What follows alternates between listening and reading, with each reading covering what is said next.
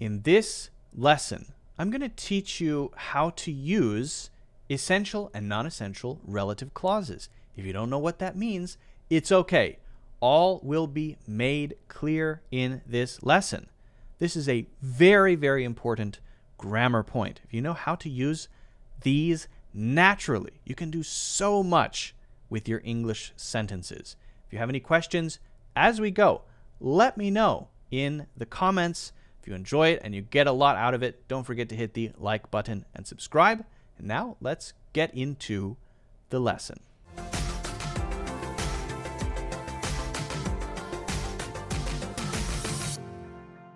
There's a question from Miles, a viewer. And the question is, what is the difference between an essential and a non-essential relative clause? And I think what we have to do here is build up our understanding of what a relative clause is. So we're going to cover that as a kind of a basic. And then we're going to define the difference between the essential and the non-essential type. I don't want you to get kind of lost in the sauce of what it's called. So always remember, whenever I talk about grammar, I use technical grammar words only as labels of convenience. Never to say that you must remember this and the word is important. I don't believe it is. It's only important so that you know what I'm talking about generally, not that you have to remember the technical explanation. The important thing is that you know how to use it, right? So always keep that in mind. Okay. So let's build up from a sort of basic foundation. Let's build up from a basic foundation. And we're not even going to label anything yet. What we're going to do is make a sentence. My brother, oops, starting the wrong way. My brother just bought a new car. Okay. Now, second sentence. The second sentence is, my brother is an engineer. Okay. Now, I have a question for you. Are both of these clear, coherent sentences? Yes or no? Yes. Do you understand what both of these sentences mean? Hopefully the answer is yes. Okay, so I have a brother, and what happened recently? He bought a new car. I have a brother, and let's say something about him. Okay, he's an engineer. So both of these things are true. But notice that both of these share this noun. In the case of this one, the subject of the sentence. It doesn't have to be the subject of the sentence. That's why I say this noun. Because there's some relative clauses, it doesn't have to be the subject. But for this one, it is. Okay. So, my brother. Because of this, it suddenly feels inefficient to say this twice, doesn't it? My brother just bought a new car, my brother's an engineer. Yeah, why do I have to say that twice? So what I want to do is I want to use a relative clause. This is a, let's say, fragment of a sentence that, and usually it is a dependent clause. Let's put aside what that is, okay. It is a dependent clause that connects to a noun which says something more about it. Now again, it could be a noun, could be a noun phrase, it could be, let's keep it simple. Let's say some words that tell you more about something. Okay? Now, we're starting with this one. And so what I want to do is I want to stick it after the thing. So that's the common thing you'll see is it's always after the noun it's about. Otherwise, it could be very confusing. So I'm going to make a third sentence here. And I'm going to stick it in the middle. My brother. Now I'm going to have a comma. And I'm going to use the word who. Now this is called a relative pronoun. When you have this thing that we're calling relative clause, which is this clause, this little grammatical unit that sticks into a sentence that adds more detail to something, it uses a relative pronoun. We use the relative pronouns who, that, which. But we can also start getting into words like when and where. But okay, we're going to try to keep things very simple because we're just building this. Okay, so anyway, my brother, who? Now what should I say? Should I say my brother who is an engineer just bought a car? Or should I say my brother who just bought a car is an engineer? Either way. But I would ask, why are you saying this? Probably it's because some event happened. And the thing that you put inside the relative clause is probably a detail, right? It seems odd to me to say, my brother, who just bought a car, is an engineer. Why? My question would be, why are you saying that? So you're telling me that your brother is an engineer, which means you're telling me some new information. Thank you. But why are you saying as a detail that he just bought a car? So that's a little weird. So it's weird even though it's grammatically correct. But if we say, my brother, who is an engineer, comma, just bought a car. Now suddenly it makes a lot of sense. We still have these two complete sentences basically, except we've kind of stuck one inside the other. And the rules are that it's right after the thing we're talking about, thing or person, that we have a relative pronoun. And there are exceptions, so but we're keeping it simple. Okay. We have a relative pronoun. Who, because it's a person. Which, because if it's a thing, then it would be which. Who, if it's a person. And the detail usually goes in between these two commas, and then the main thing we want to say would be the main sentence, right? Usually it wouldn't be the other way. In this case, it would be very strange to say, as I said, my brother, who just bought a new car, is an engineer. Just logically, it's a little weird, okay?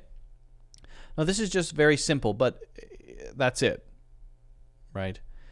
And just to give you one or two more examples here, just so you can get the flavor of this, we might say something like Paris.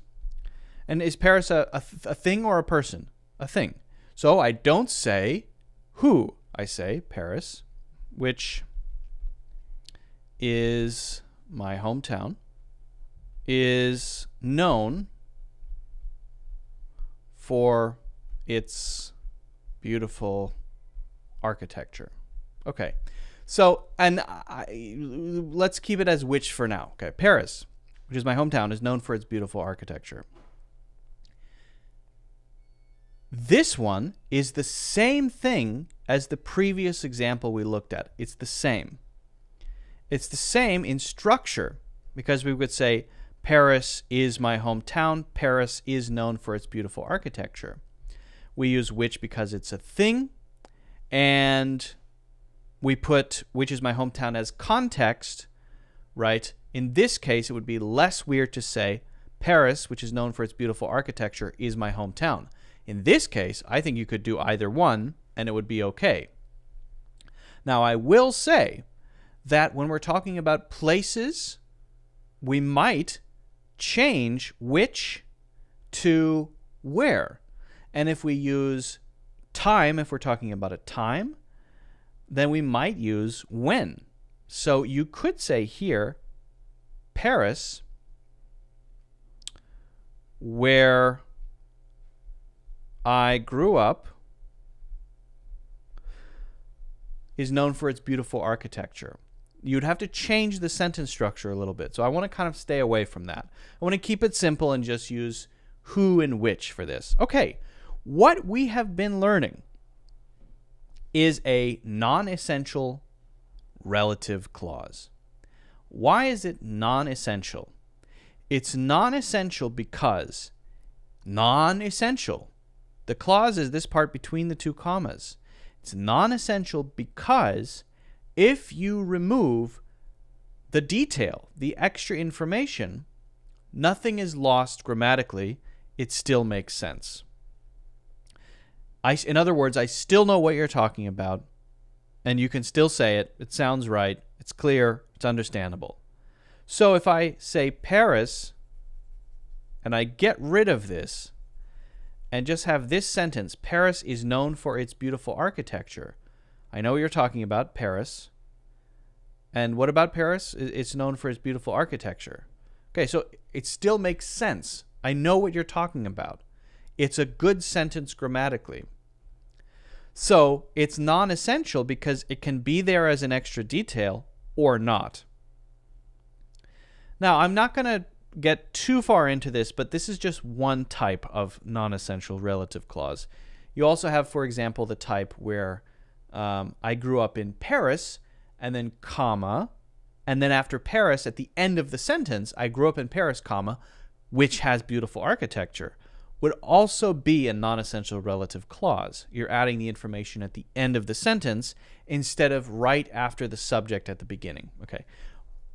I don't want to get too far into that because I just want you to keep this in mind. Okay, so we have now looked at, and hopefully now you understand how the non-essential relative clause works, basically. Just to give you a few other examples verbally, I won't write these down. I might say that restaurant, which is located downtown, is famous for its sushi. Her new book, which came out last week, is already a bestseller.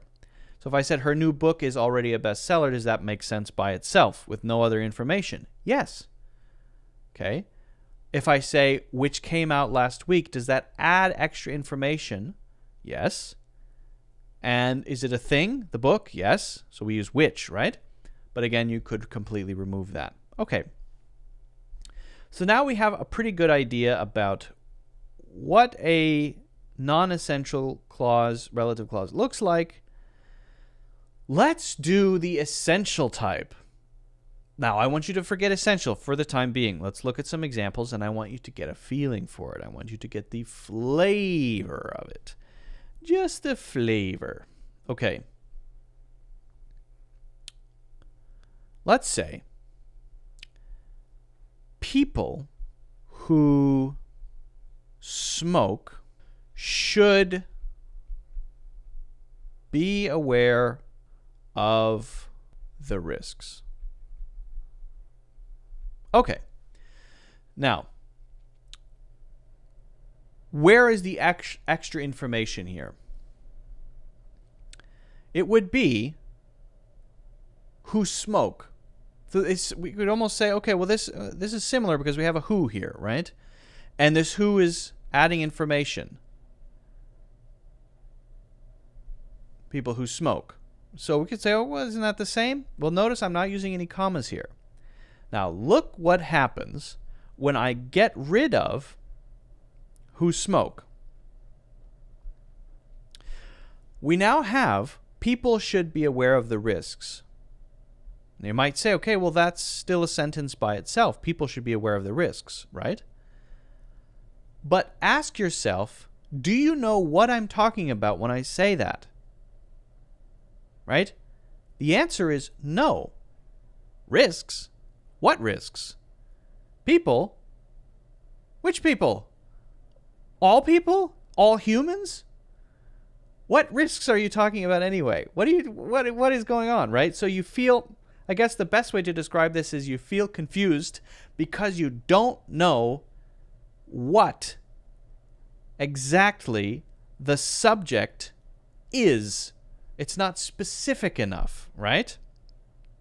And often it is going to be people, the man, the woman, for example. The book, it's going to be something. And let's look at another example before we talk about why that's essential. But I think you might start to get the flavor of this, okay?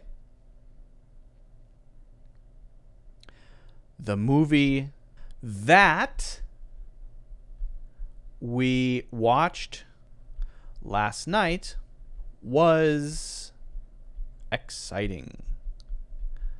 I know it's kind of a generic sentence, but I want to keep it simple. Okay.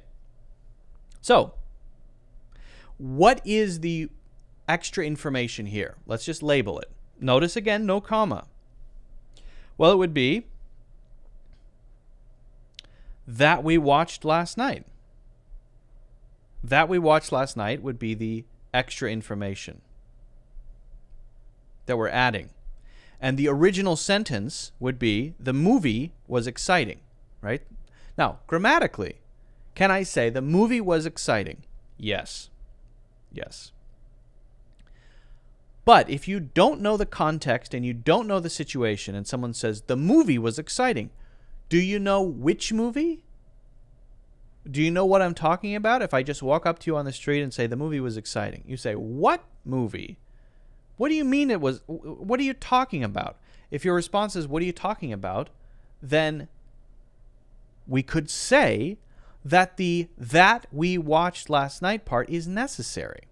Now, I realize that in the context, two people who know each other well, I kind of know what you're talking about. The movie was exciting. I know you're probably talking about the movie we watched last night. And so, yes, there is, let's put that aside, but there might be a common understanding in the specific context. But in general, if you just say the movie was exciting, right? If someone has that feeling of, I don't know exactly what you're talking about, it's because we need to say more in order for it to be clear, right? So the that we watched last night is necessary for me to know which movie. The who smoke is necessary for me to know exactly which people you're talking about. And so we can say it is an essential relative clause. It is essential. That means without it, it's unclear. It's necessary. Okay? So, and again, so it's not only grammatical. It's not only that the sentence can't be grammatically correct. It's that we won't know what you're talking about. So in this case, what the relative clause does is it specifies the subject. And without it, the subject is a mystery. Or let's say more generally, the noun is a mystery. In this case, it's the subject. In the case of the movie and people, it's the subject of the sentence. In general, it's the noun is made specific and clear as a result of the extra information we're adding. Whereas when we looked at the non-essential type, delete it. I understand what's going on. I know what you're talking about. So if I say my cousin here or my brother here, now it's different. I probably will be talking about the non-essential type because my brother tells you which brother, right? But if I say people or the movie or the book, something like that, the man, right? If I say the man just walked into the bank. Again, grammatically it makes sense, but we might be left wondering which man. The man who we bumped into yesterday just walked into the bank. Now I know which man you're talking about. Okay, so there we need the essential clause in order for me to, when I hear the man, in order for me to say, oh, okay, I know what you're talking about. Whereas if you just say the man walked into the bank, unless I'm deeply connected to the situation and I have been following it all along, I'm not going to know which man you're talking about. Okay? That's the basic idea. That's the basic idea for how this works. Okay? Now, one thing to note is the use of that instead of which. So for non-essential, we use which or who usually. And as I said, we can use where and when if it's a place or a time. We can use where and when for this one as well. But instead of which for essential relative clauses, we'll use that. Although we'll still use who for people. So people who smoke should be aware of the risks. The movie that we watched, not the movie which we watched, the movie that we watched last night was exciting, right? And then notice, for these, we do not use the commas. The commas kind of say, I'm just sticking something in between here. It's extra. Take it out, put it in, take it out, put it in, whatever. This one, it's like all tied together. It's glued into the sentence. There's no commas. You can't just pop it out and everything makes perfect sense. Some people are going to have some questions. So that's the main difference between them. I just wanted to give you this general explanation for how this works, because I believe once you kind of know the structure and once you get the general idea, it's not that hard, right? I feel like it's not that complicated. But I would encourage you to try these out yourself. Try to build 3 sentences of the non-essential type and 3 of the essential type. Think about it carefully. Really push yourself. Make them all different. Pop them in the comments. I would love to take a look. If you haven't already done so, you can hit the like button and subscribe. And also, you can grab a free course, Natural English Conversations, in the links in the description.